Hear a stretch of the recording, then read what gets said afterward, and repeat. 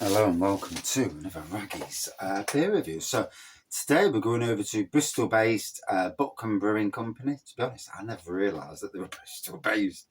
I've drank a lot of Butcombe beers before, but I've never realised that. Massive thank you to Andy and Angela, my good friends, who are part of the Happy Drinkers Collective.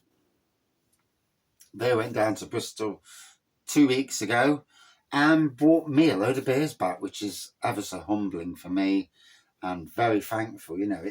It's always lovely to try beers from a new part of the country. And I own a few beers now, to be fair. But anyway, this is a Goram IPA, 5% IPA volume. It does say on the back, Goram, Bristol's legendary giant, was no stranger to a well-crafted ale. Fortunately, neither are we. Ode to his renegade ways, our IPA uses a punchy blend of American and English hops to balance stone fruit, citrus and bitter notes with spicy hop aromas. Strong, big, flavoured and with the ABV of a classic ale. When it comes to IPA, Goram towers above all others. 5%. So, let's dive in and give it a whirl. I've been drinking Butcombe beers for donkey's years. In fact, I used to put them on the shelves at Sainsbury's, I'm sure I did at some stage. Can't remember the actual beer though. I have had this before. I know I've had it before. Whether I've reviewed it or not, can't be sure. But also, always with beers, it's nice to go back and have something and test your palate, see if the beer's the same. Because as we well know at the moment, with some of the breweries, UK breweries, that they are, I get the reasons, they are making their beers cheaper to produce. However, quality of beer, the taste of glucose and sugar in the beer is not something I want to taste. So, lovely golden pour on this. Nice subtle carbonation. Well, I won't say subtle, but nice carbonation going up. Just over a finger of white head on there. It's a nice looking clear beer. It's decent looking. Cheers, Andy and Angela. If you watch this, which will probably go out on Friday or Saturday, so you may or may not, or watch it later.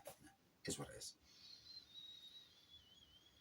Again, a lovely aroma on the top. There's like a, I won't say perfumey, but there's certainly a fruity aroma on the top.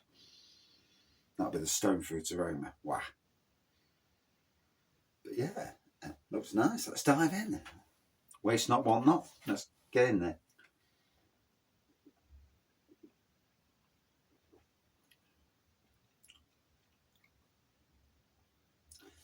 Nice bit of punchiness with it.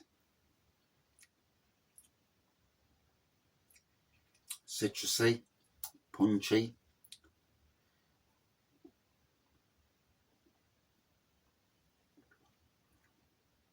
Oh.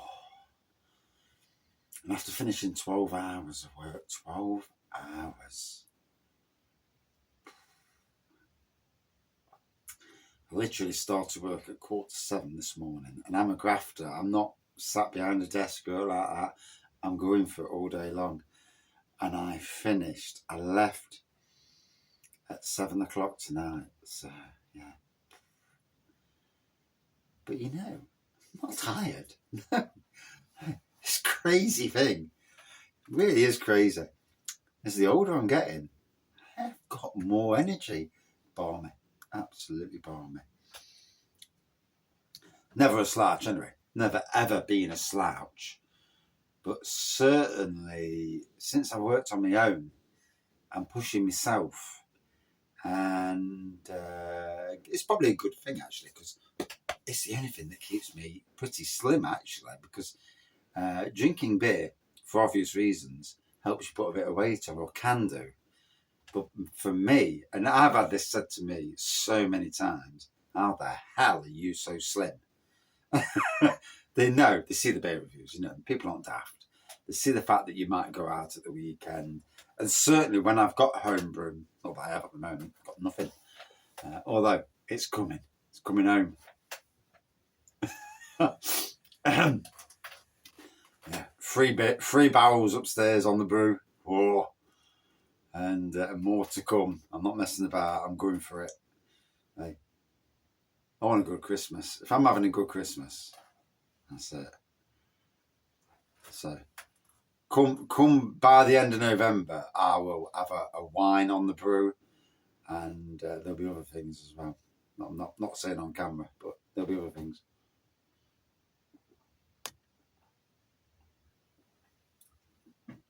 Oh, so a nice tasting modern traditional IPA. The world of IPAs is a funny one. I mean, the old-fashioned India Pale Ales were quite strong to get across to India for what was the reason why they were called India Pale Ales in the first place. And now IPA, it transcends so many blooming different styles. Everybody's got their own version of an IPA. I mean, obviously, this is Goram IPA. And I'll have to read up one day and find out how tall he actually was. And, you know, he's got to be taller than me. At 5'8", well, 5'7.5". Yeah, I'm not the tallest. I think I'm not. I mean, I'm in a crowd of people. And I think, not that small.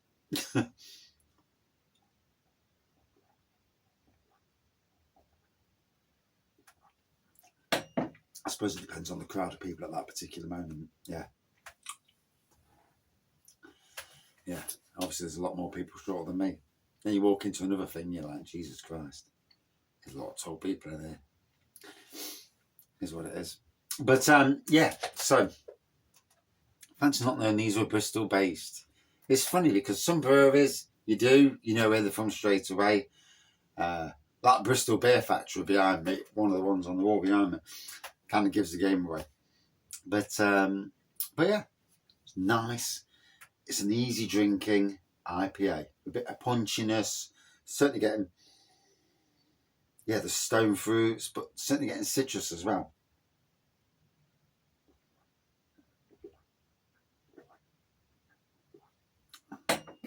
Oh, it's just flowing down nicely. I could session on that. I mean, 5%. I need a fair few. But, is what it is.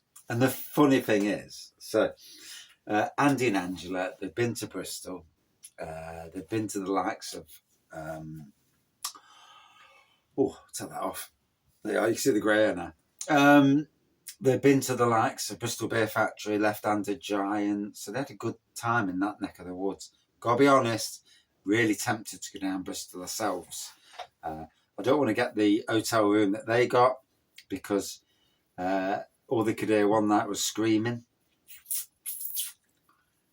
Adult screaming, not arguing, screaming, adult screaming. And then the next night, woke up again by a bit of balls of paper thin. But anyway, but yeah, it sounds like some great breweries down in Bristol. Certainly a part of the world. I know that the beer reviewers, the likes of Hopzine, Bruno's Beer Reviews, Kent Beer Reviews, Mersey Beers, Clueless Drinker, although he's not called that anymore. Casual Smokers Collective now, isn't it? And our man Jim, Mr. Rampant Lion, have all been down there. So it's something I need to do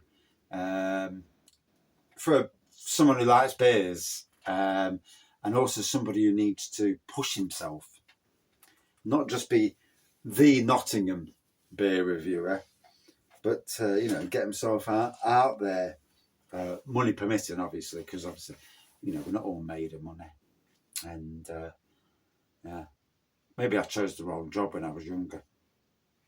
Although back in the day, when I first got into gardening, it was a well paid job, and over the years, it's whereas electricians and plumbers have gone that way, gardening's gone, and then it's starting to go up, but the only problem is we're well behind what they are, and we were all paid the similar wage because you all went to college, you all did so many years of training, and nowadays oh, I can push a mower. I'm a gardener. No, not quite, mate. You are in the grand scheme of things. But if you can change a plug, you can call yourself an electrician, but you're not really an electrician. It's this funny thing about trades.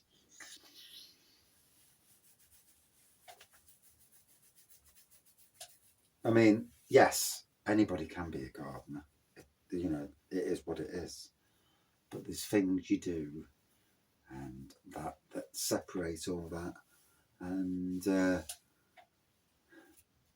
yeah, I come across gardeners all the time, and they learn a lot off me when I start talking to them.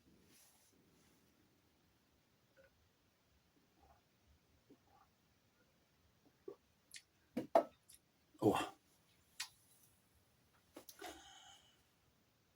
and I've been lucky in my job to have been part of East Midlands winning teams, Britain in Bloom winning teams, and even the best in Europe. So quite lucky in that respect. That at that time, and it's a shame that my workplaces don't get the recognition for the grounds that they really should do. The quality of the grounds. When I look at the likes of the parks in Nottingham, what I used to work for, they used to be the best in the country. Yeah. And they still win green flag awards. And to me, I don't know who the green flag person is, but you need to get your bloody eyes tested because they're holes. But anyway, yeah, that's a conversation for another day. So, cracking IPA, tasting great. Good 4.4 out of 5 for me. Would I drink it again? Hell yes. And I dare say I will. And one day catch it on cask as well. Cheers, all.